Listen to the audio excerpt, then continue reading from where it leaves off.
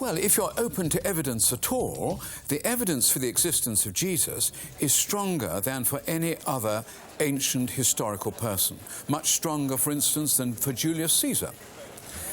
You don't change the whole era of human history over a mythical figure. It happened over a historical person.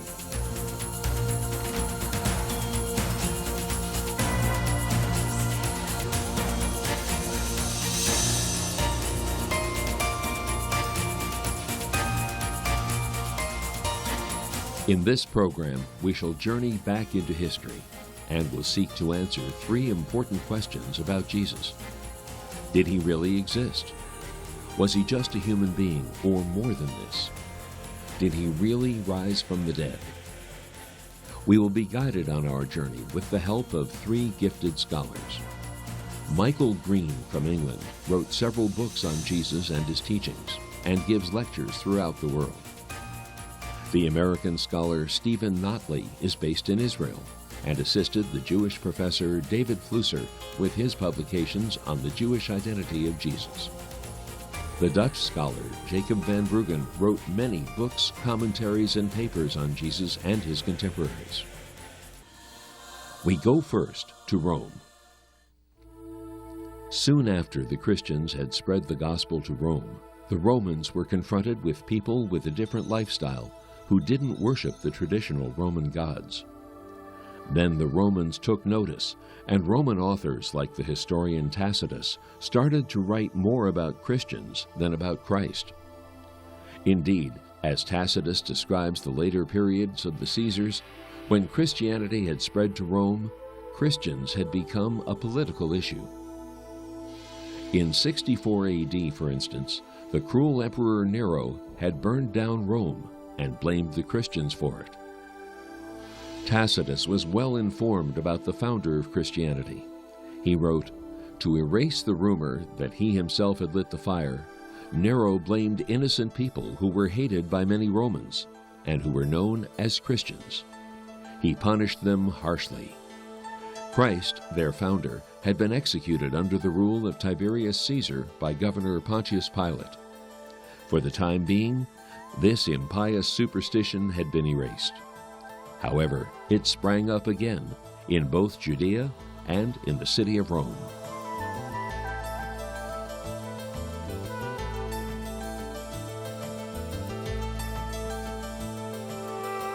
The Jewish writer Flavius Josephus was one of Jesus' contemporaries.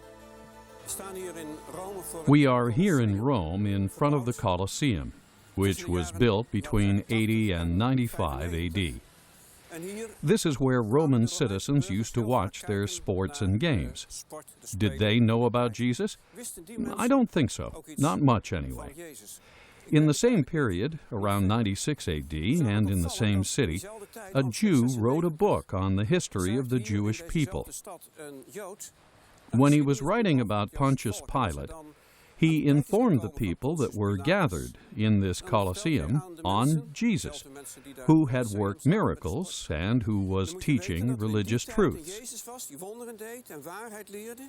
And he said he was Christ. What this man is doing is very important to understand. He was a Jewish commander in the disastrous war from 66 to 70 AD. The Romans smashed the Jews to pieces, and they pulled Josephus out of a cave on the end of a hook. And this man, rescued from death, went to live in Rome, and he was desperately keen to make the Romans happy about the Jews. So all the difficult stuff he left out. But in one passage, he refers to Jesus, and it's a fascinating passage. In this period, there was a man called Jesus. He was a wise man. He worked miracles and taught people who were eager to learn about truth. He gathered many followers, both Jewish and Greek. He was Christ. Handed over by Jewish notables, he was condemned to the cross by Pilate. His followers, however, kept to his teachings. On the third day, he reappeared to them, alive. The godly prophets had foretold these and other miraculous things about him. The movement of the Christians, named after him, still exists. niet betekenen bij Josephus dat hij... Josephus doesn't mean to say that he was the Messiah. Josephus, being Jewish, didn't believe that. He just calls these people Christians. When he says that he was Christ, he explains that Christians, who were not popular in Rome, were named after Christ, who had lived, taught, and worked miracles in Palestine. You may compare it to a lecture on Siddhartha, given in modern Europe. When the lecturer eventually explains that he was Buddha, you will realize that he was the founder of Buddhism. That's how it works. Christians will introduce you to Christ. Some skeptics believe that this passage is too good to be true. They think the text has been manipulated. However, this has not been proven to date. If there are some interpolations in it, it still is a remarkable document. It is still saying that Jesus was miraculous. It's still saying he claimed to be Son of God, even if it's a cynical comment. It is still saying that it is still alluding to the resurrection. It is still saying what a powerful and growing force his disciples are. So I don't think anybody can really get round this ancient testimony of Josephus if they're going to be fair to the text. Josephus's elaborate books on Jewish history also inform us about people who are mentioned in the Bible stories about Jesus, such as King Herod, Pontius Pilate, John the Baptist, and even James, Jesus' brother, whom Josephus refers to as the brother of Jesus, the alleged Christ.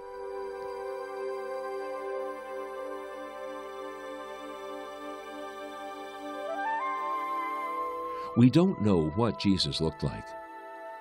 He was a Jew whose mother tongue was Aramaic. Artists over the centuries have felt compelled to set forth their image of what he might have looked like.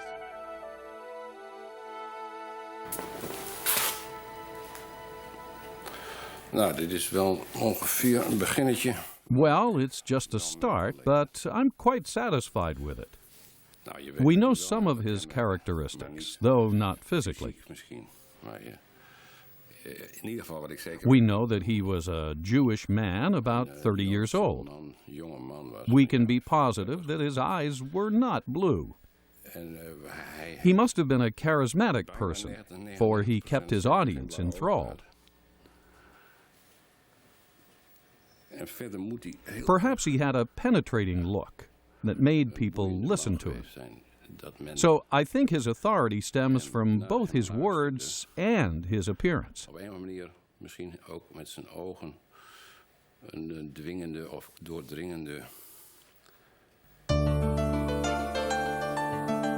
Apart from the Bible stories, little has been written about Jesus.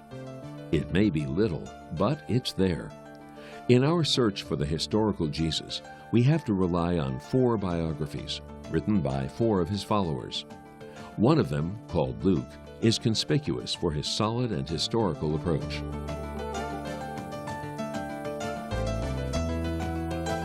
In those days, Caesar Augustus issued a decree that a census should be taken of the entire Roman world. The first census took place while Quirinius was governor of Syria.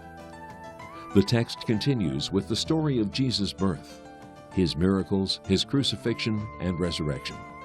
Wondrous stories which seem to clash with our modern ideas.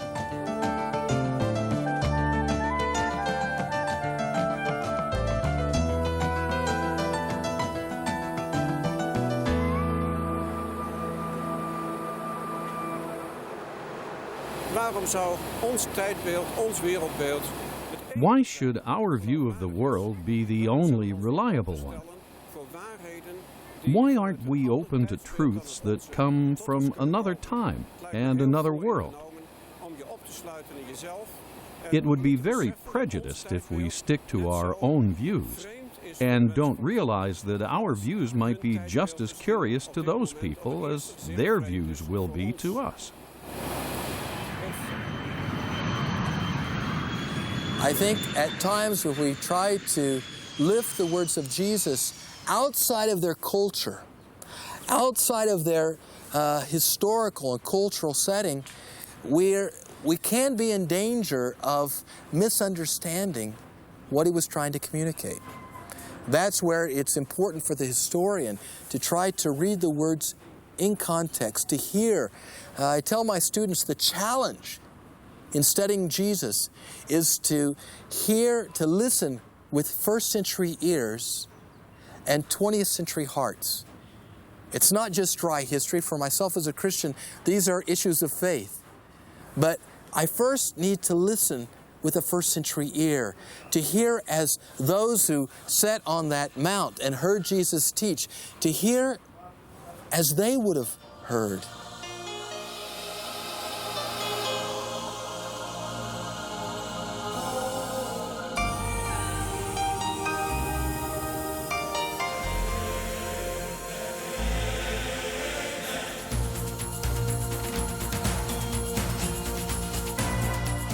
The four followers of Jesus who have described his life give an individual and corresponding account of his character, his teachings, and the world in which he lived. But how reliable are these biographies? The text has been critically examined for 250 years, and it survives now more strongly than it has ever been. Mensen vragen dat vaak. Waarom zou je nou... People often ask, are these four historical biographies in the Bible really reliable? I can imagine the question. We have to take a serious look at the age of the text. The Gospels, according to Matthew and John, were written by apostles.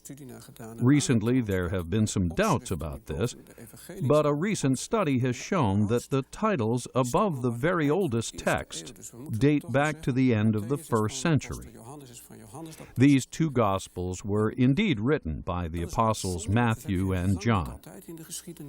There are not so many other eyewitness accounts in history. Where else would you get your information from? Secondly, it's remarkable that they didn't embellish the history. Writers often tend to embellish their stories. There are two examples which show that they themselves come off badly. Firstly, Jesus says he will suffer and die, but Peter says, I don't want you to. Peter sticks to his point, and so do the others. Secondly, these biographies say that the disciples were often quarreling over who would be the most important among them. If a writer wants to embellish a story, he would leave out these things. But this didn't happen, which shows that they took it seriously, even though they themselves would come off badly. Scholars are keen on what they call the criterion of multiple attestation. That means to say that if you have got an event that is attested in all four Gospels, written independently, then it's highly likely to be accurate. And of course, the main things about Jesus are attested in all those four Gospels. Indeed, there's an astonishing harmony in the picture of Jesus that emerges from these four writers. Theologians are still writing books full of interpretations that continually enhance our understanding of Jesus. A lot of times, scholars outside of this land, Christian scholars, are more interested in the theological elements to the story. In a sense, they read the story through a theological prism, rather than reading the record as a historical biography with an end result that out of it comes a theology. But there's a certain ordering of the approach. And I think one of the things that Flusser, and I hope that I was able to help and assist some, was looking at Jesus as a person in history who came with a very distinctive message, a very distinctive self-awareness of his role in God's acts in history, and out of that provides a foundation for us to look back in terms of questions, at least for me, myself as a Christian, to look back at that historical foundation and say, is there a credible foundation for the essence of my faith? And I think the answer, the end result, at least for me as a Christian, is the answer is yes. If there were passports 2,000 years ago, Joseph and Mary and their child Jesus would have had a Jewish passport, or perhaps a Roman document mentioning that they were Jewish. In those days, Palestine was just a minor province of the Roman Empire. I think when we ask the question of the importance of the Jewishness of Jesus, we come to the very seed, the very foundations, the cornerstone of our faith, and that is that the Word became flesh and dwelt among us. That Jesus came, was sent by God into the midst of the Jewish nation. And that sovereign act of God was no accident. And if we miss that point, if we say, well, God's sovereign act to send His Son in the first century, in the land of Israel, in the midst of the Jewish nation, is an accident, I think we miss some things about the truth of what God has done in our midst. That God, in the fullness of time, sent His Son as a Jew. And that message is communicated in a Jewish fashion. And again, unless we read that message and understand Jesus within the context of Jewish history, we hear His message as a Jew communicating that message for the most part to other Jews, and we're listening from the outside, we sometimes can misunderstand the content of that message. So I think it's very, very important, even for myself as a non-Jew, to try to read that message, to try to come to grips with the Jesus of history within the context of Jewish history and Jewish culture and Jewish life. It's only then, I think, that I can really clearly understand what Jesus was trying to communicate to His followers and to those who heard Him in this land. The name Jesus is a common Greek term for the Hebrew name Joshua, which literally translated means salvation or redemption. In Jesus' days, this name was pronounced as Joshua or Jeshua. The names of Jesus' brothers were James, Jude, Simon, and Jossi. Jossi is a diminutive of Joseph, which was the name of Jesus' father. His mother Mary was called in Hebrew Miriam. The names of his two sisters are unknown, which is not surprising in ancient patriarchal Judaism. Jesus respected women. Women play an important part in his biography. Although Joseph and Mary knew that they would have a special baby, they never understood Jesus until his death. Also, his brothers thought that he was insane. Jesus' followers never hid this fact, but gave a straight account of it.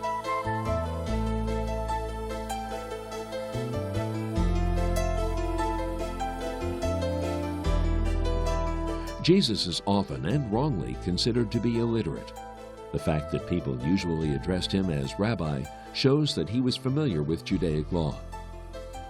Jesus was not a studied Pharisee, yet he was well informed about the Holy Scriptures. In those days, many Pharisees practiced a certain trade. Carpenters were held in high esteem. People often sought their advice to solve a problem.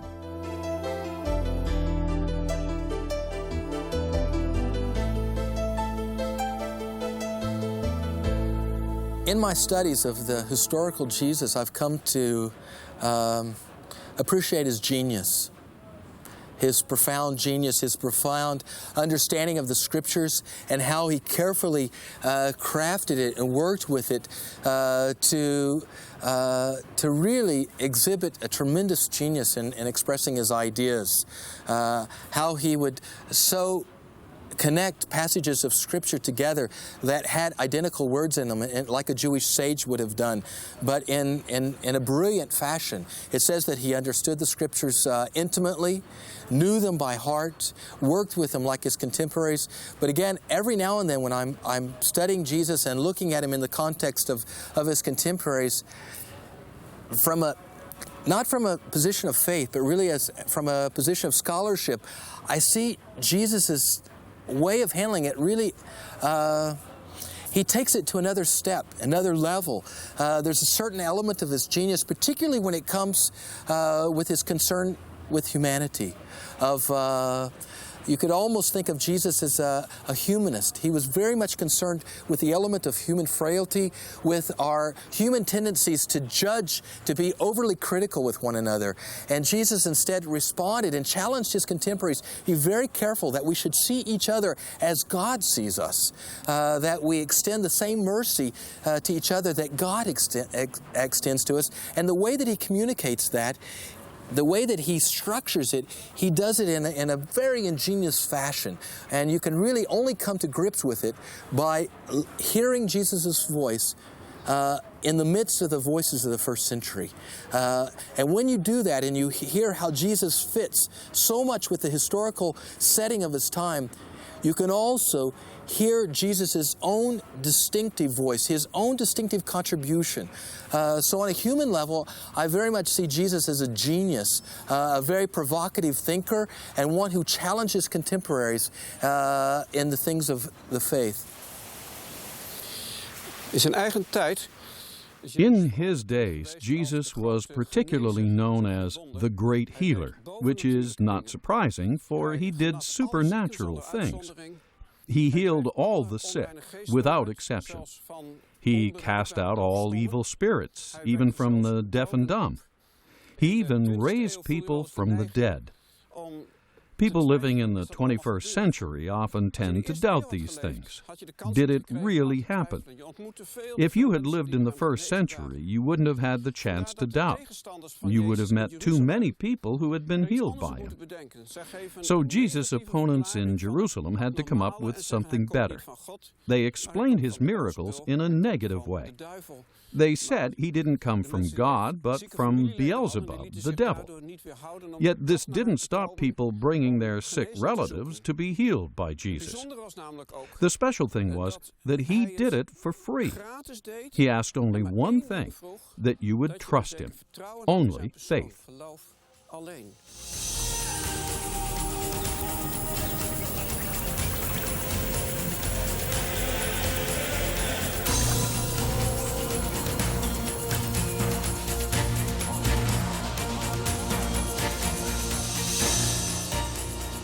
He did the miracles for two main reasons, partly compassion, to show the love of God in action, and partly, I think, to allow people through the actual miracle to see who he was. For instance, when he healed a blind man, he wanted to show people that he was the one who could give spiritual vision. When he raised Lazarus from the dead, he wanted to show that he could give a new life. When he fed all those people in the wilderness, he wanted to show that he was the true sustenance of life. So all of those miracles are pointers. They're claims in action as to who Jesus is. The Pharisees had a lot of difficulty with Jesus' miracles, but they couldn't speak against him. Only after Jesus had healed a paralyzed man and he had said that his sins had been forgiven did they accuse him of blasphemy. After all, only God could forgive sins. It's a striking fact that many miracles had been done in this area, in the middle of nowhere. Why? Because Jesus, as a healer, had not settled down. As God's preacher, he wanted to teach each Sabbath in a different synagogue. So in order to profit from his power and authority, people had to approach him while he was on the way, and so they did. Jesus might have been regarded as a marginal figure. In Jerusalem, they said, it may be supernatural, but it's so provincial. Jesus was just a Galilean. Only if you saw the overall picture of Jesus' life, you would understand. For the time being, on a modest scale, Jesus was showing who he really was.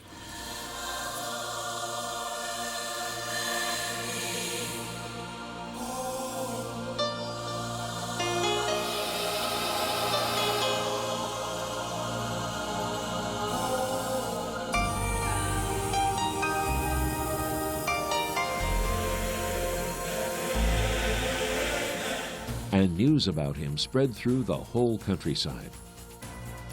He taught in their synagogues, and everyone praised him.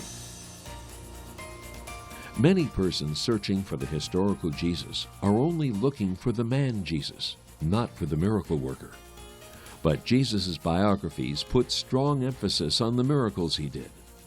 Time and again, they mention the many sick people healed by him. Problemen kwamen toen hij in de synagoge.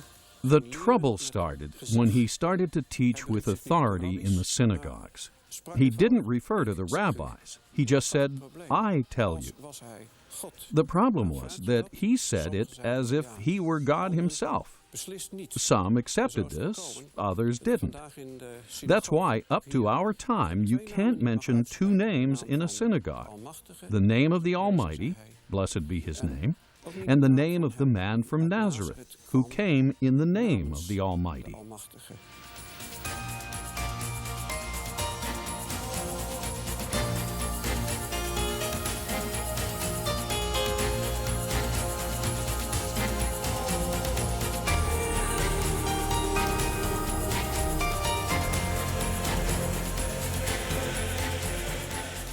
The whole question of Jesus' divinity, of course, is a question of language. The way that Jesus expresses his own understanding of his divine person.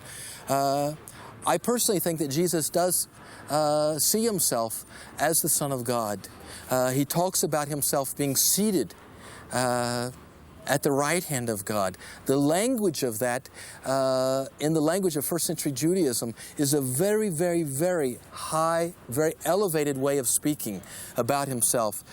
So I'd have to answer that question and say, yes, Jesus does see himself as divine, as having a divine element, being the Son of God. It is often thought that Jesus wanted to found a new religion that had no relationship to Judaism at that time. No, Jesus did not start a new religion. Jesus was constantly teaching us. If you read the Gospels, you see it's all about the kingdom of God. There are some fine examples of where understanding something of the Jewish background brings light to Jesus' words. One of the best examples is the question, should people in his day pay taxes to Caesar? Well, that was no simple question. That was probably one of the most contentious issues of his day, whether they should acknowledge the sovereignty of the Roman Empire. Jesus asked for a coin and raised up the coin and said, "Whose image is on this coin?" And of course, it had the image of Caesar. And he said, "Give unto Caesar that which has Caesar's image on it." Now, his answer implies also a Jewish understanding about humanity, that we bear the image of God. If I can answer it like this: give unto Caesar that which has Caesar's image on it, and give unto God that which has God's image upon it. Jesus isn't the only one in his day who talks about that profound truth, that we bear the image of our Maker in us. And Jesus uses that background to respond to a very, very difficult answer, a very difficult question that was presented to him. Als Jezus dan dicht bij de At the end of his work on earth, Jesus arrives at Jerusalem. The Bible says that he was crying. He cried and said, "Jerusalem, Jerusalem, how often I have longed to gather your children, as a hen gathers her chicks under her wings, but you were not willing." This sounds like a sob. Jesus' followers were quite embarrassed when he told them that he had to go to Jerusalem, where he would suffer and die. They wanted to prevent this. Then he said that one of them would betray him, and another one, his apostle Peter, would deny him. But he also foretold his resurrection from the dead and his second coming later at the end of time. They wrote down their doubts, misunderstandings, and disbelief. When the high priest asked Jesus during the interrogation, "Are you the Messiah?" Jesus answered, "From now on, the Son of Man will be seated at the right hand of the mighty God." With these words, he acknowledged his divinity, which meant his own death warrant. Pilate had Jesus flogged and said, Here is the man.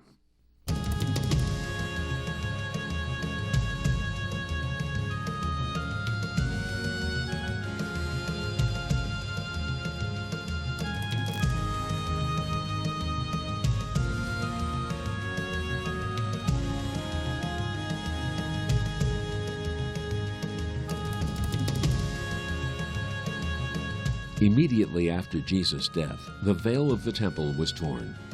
Darkness came over all the land. The earth shook, and the rocks split.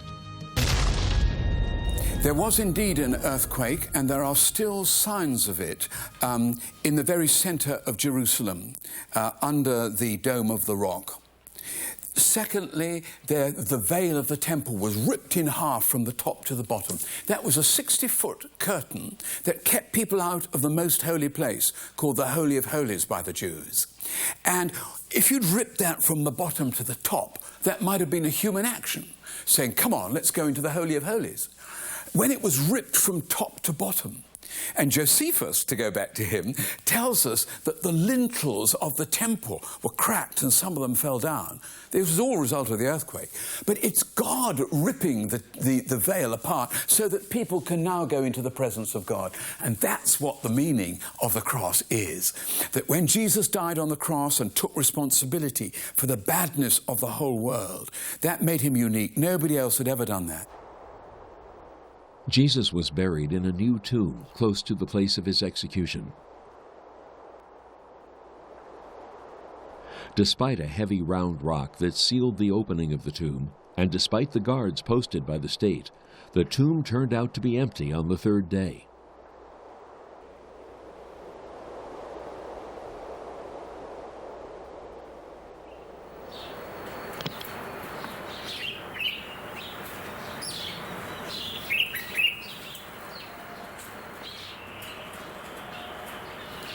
Een leeg graf. An empty tomb. On the morning of the first Easter day? Fortunately, it wasn't. That could have meant that somebody had removed the body. But the tomb was not empty. Two disciples, Peter and John, had observed this on the very first Easter morning. They were alarmed by reports of the women and went to take a look at what had happened.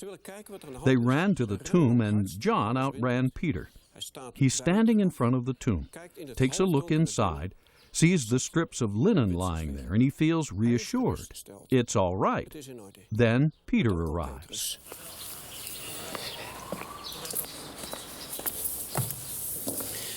Petrus gaat het graf binnen. Peter enters the tomb and is startled by what he sees in there. Jesus' body had been wrapped in a big linen cloth, starched with some 35 pounds of ointment. This is what he sees. The burial cloth was put aside. This cloth had been wrapped around Jesus' head, so the cover that had contained the body was opened and empty. Peter is astonished. He calls John, who enters the tomb as well. John says, "Then I believed that Jesus was alive."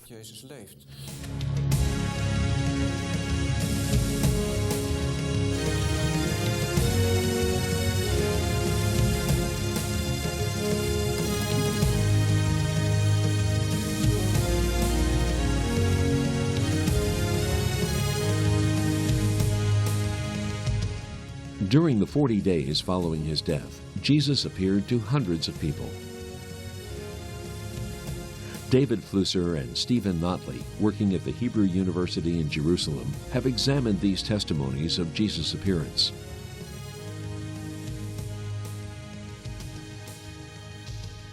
The whole question of the historicity of the resurrection, I'd have to answer the question the other way, or challenge the question the other way.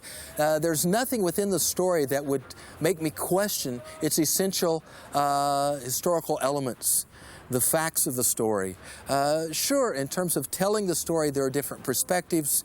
You expect for eyewitnesses not to tell an identical account. In fact, the differences give strength to the veracity of the account itself. But the essential elements, there's nothing in the text that would make me suspect it. We have at least 3, 4 accounts within the Gospels, as well as the testimony of others that we read about in the New Testament that are attesting to the essential fact of the resurrection. Again, there's nothing about the accounts themselves, and I mean in terms of trying to read the text philologically, to look at how a story tells history, to try to unpack where the story is biased, where it has its own tendencies. There's nothing in the account that would make me question or doubt the veracity of the account, that they attest to the essential historical fact that Jesus rose from the dead. The Christian church started at that time, not before, not afterwards, it started then. And these people were a terrified bunch, locking themselves into an upstairs room until the news of the resurrection reached them. And then they went all over the Roman world, and in a very short space of time had got Christian communities all over the Mediterranean basin.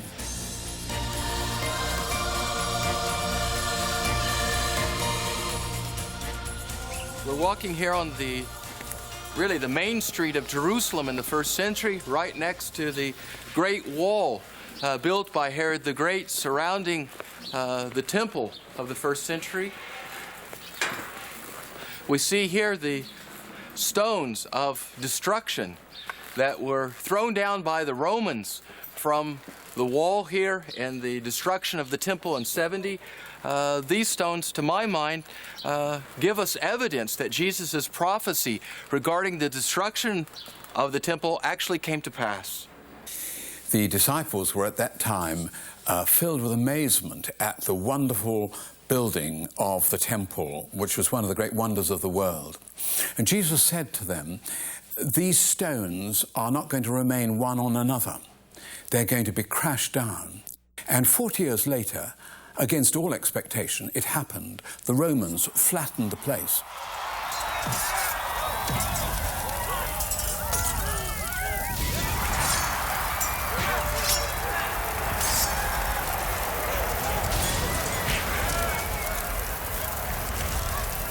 Was it exceptional to destroy a building so completely at that time?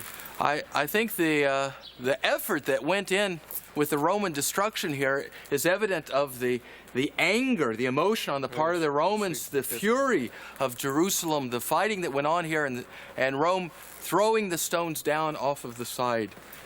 And do you really believe that Jesus gave an historical prophecy before it happened? There's no reason to question it. Jesus isn't the only one, actually. There were a number of people living in the first century who, if you will, saw the writing on the wall. They saw that events were headed towards a culmination in the destruction of Jerusalem and the temple.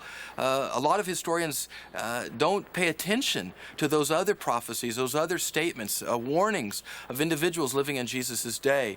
So I think there's enough evidence to suggest that Jesus' statements have historical reliability. The Jews by that time were believing that the two really, really important things for human beings, for the Jewish people to do, was the sacrificial system to get through to God and the temple where you had great closeness to God.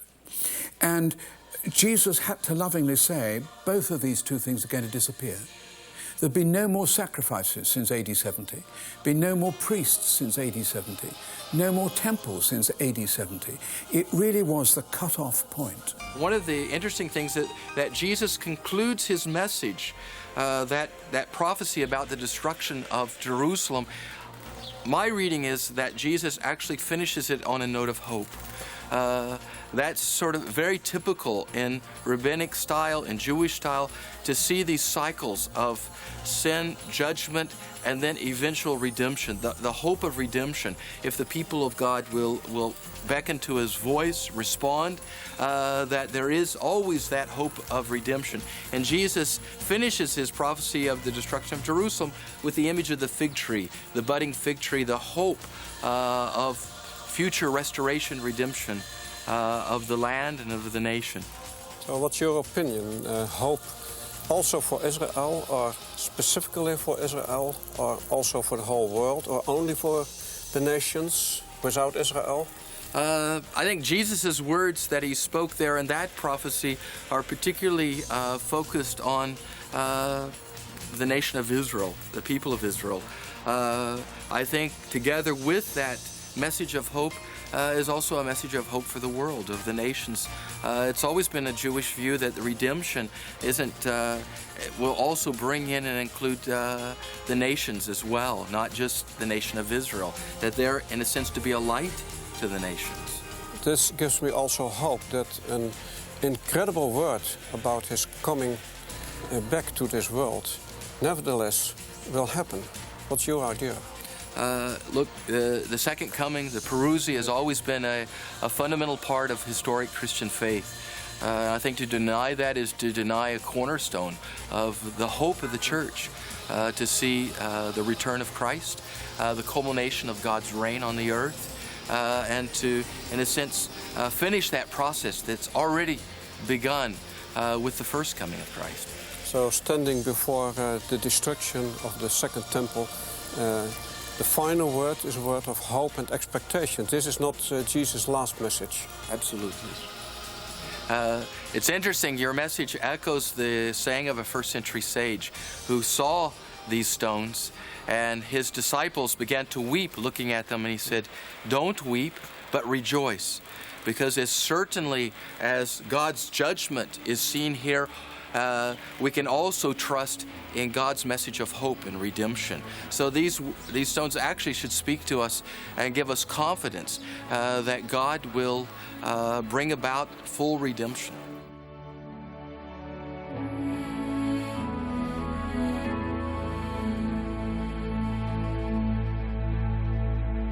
Who has placed the midnight sky